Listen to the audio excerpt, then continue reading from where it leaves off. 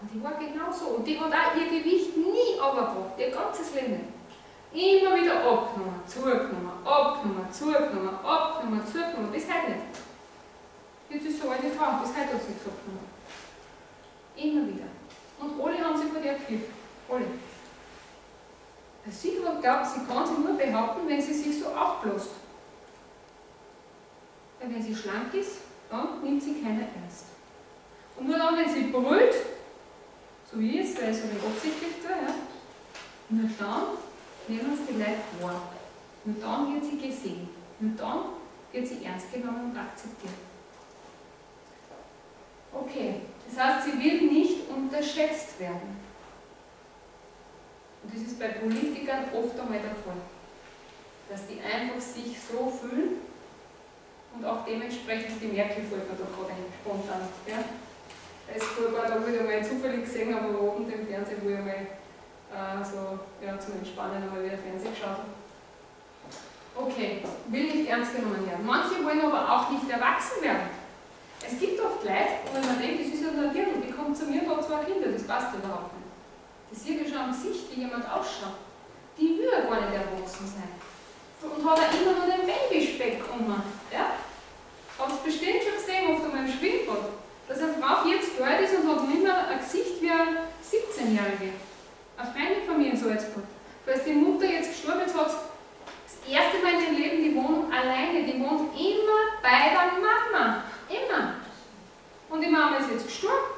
Jetzt darf sie endlich erwachsen werden. Die schaut immer noch aus wie 17, vom Gesicht her.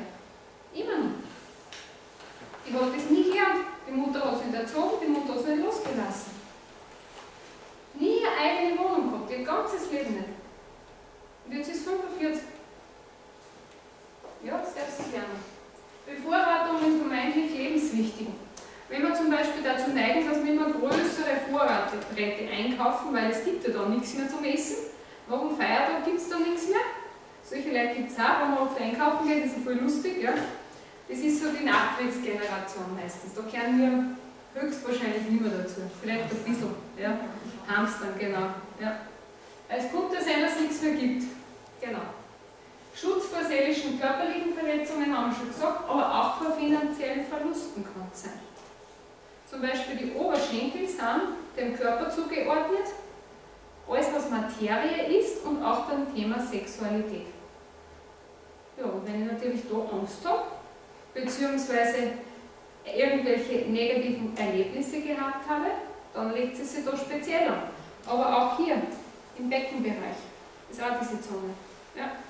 Und der Bauch ist eher die Seele. Der Bauch ist die Seele.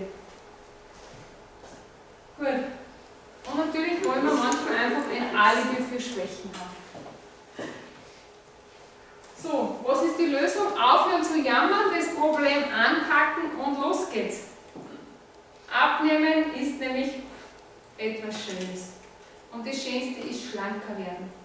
Schlanker werden ist etwas Schönes. Schreibt sich das auf, das klingt so schön.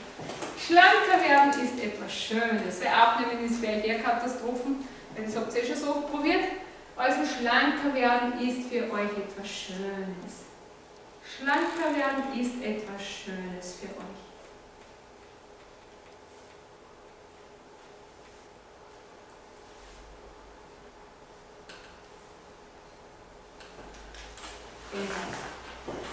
So, annehmen und akzeptieren und dann verändern.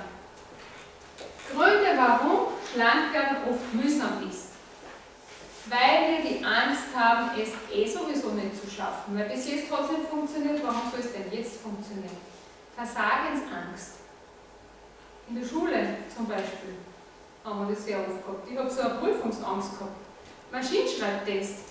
Vor der Prüfung habe ich schon zum Schwitzen angefangen, dann bin ich immer für die Tasten abgerutscht, das weiß ich noch. Ich war echt super schnell beim Schreiben, aber ich bin wirklich so oft von den Tasten abgerutscht. Habe trotzdem, glaube ich, einen Ansatz gehabt, aber es war für mich schlimm. Prüfungen oder an die Tafel